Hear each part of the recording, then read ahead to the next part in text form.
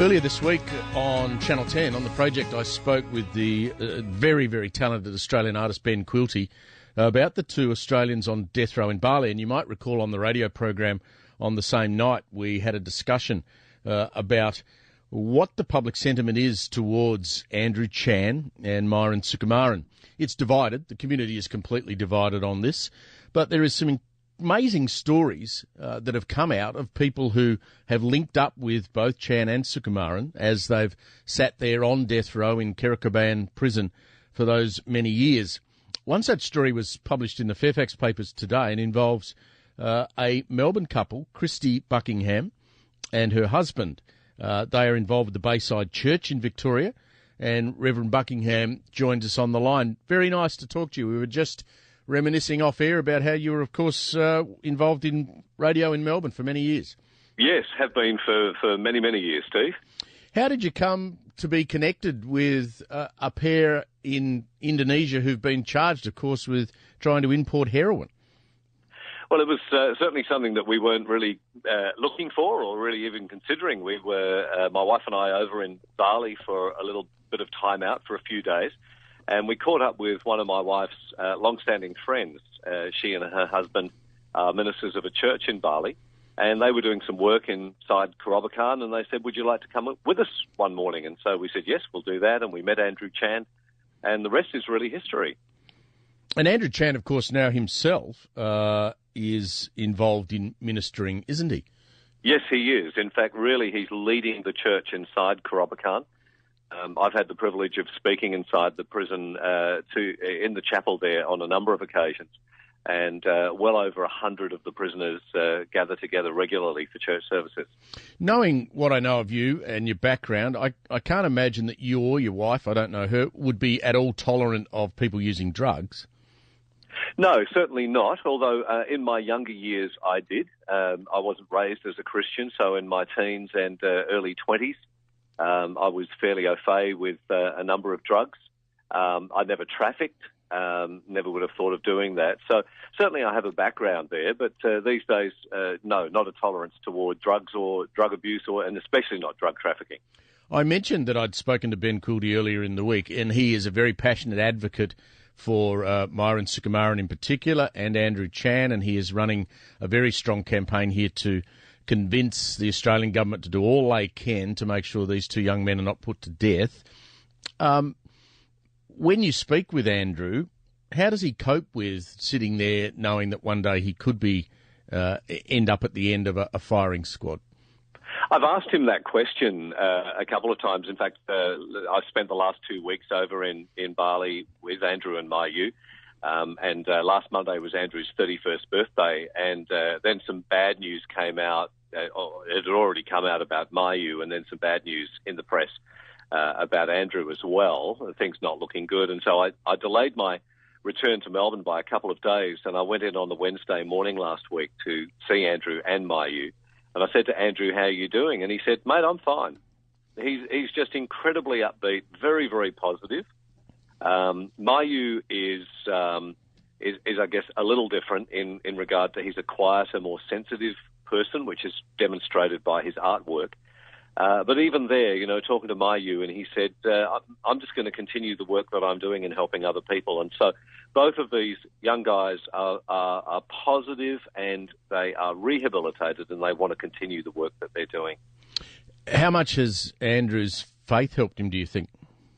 I think it's helped him tremendously. It's given him an outlet, definitely. He's helping a lot of people inside Kerobokan. He's done an accredited counselling course as well. So he's been working really strongly. I would say he just spends his whole days giving out to other people and helping other people. And is he hopeful of staying alive, or is he hopeful of one day being released? I don't think release is even in his thinking, quite honestly. Both of them would just like to live. So this is not about getting out. This is about staying alive and doing good after this crazy scheme of theirs went wrong. Yes, yeah, that's very much the case. I mean, the guys that were arrested almost 10 years ago, Steve, are not the same guys that are in prison today. They are completely transformed, 100% rehabilitated. If they were released, they would not be trafficking drugs. Their lives have been turned 180 degrees. And so, yeah, I mean, it's just the whole issue here is actually not about getting out of prison. That's not what anyone is asking or expecting. All that's being asked is that they would be given life and the ability to stay inside Kerobokan prison and continue to do their great work. You'd have to give the Indonesians then, Rob, some credit for the job they've done in rehabilitation. Very much so. I think the Indonesian justice system and prison system has actually worked incredibly well. And that, in my mind, is one of the reasons why I think, why shoot these guys? You've rehabilitated them. You've done so well. Don't ruin it all now. Well, I guess they would say, the Indonesians, that we have to show that if you break the law the way that these two guys have in our country, and this is the law, then we have to follow it through to the end result, because otherwise it's not a deterrent. But you're quite clearly saying, and your Christian values would back this up, that taking those boys' lives is not going to achieve anything. No, that's right. In fact, it will work in the opposite, because when you think about what Andrew and Myu are doing inside Kerobokan, if they are taken out of the prison and killed, then who's going to fill their place? I mean, who's going to lead a church of over 100 people? Who's going to do what Myu is doing in training prisoners in art, in computers, in graphic design, in T-shirt printing, all the different things these guys are doing in there? And, when you talk to the officials inside the prison, they don't want them executed. They want them to live. I give you the idea here that I get the idea here that their life inside jail, while not dreadful, is bearable. Is it? I would say they have. I think if you live inside something like that for 10 years, you adjust. It's always hot and humid. It's not overly pleasant, but I would say they've adapted to it and they're making the best of the situation. I think as well they understand that they have done the wrong thing.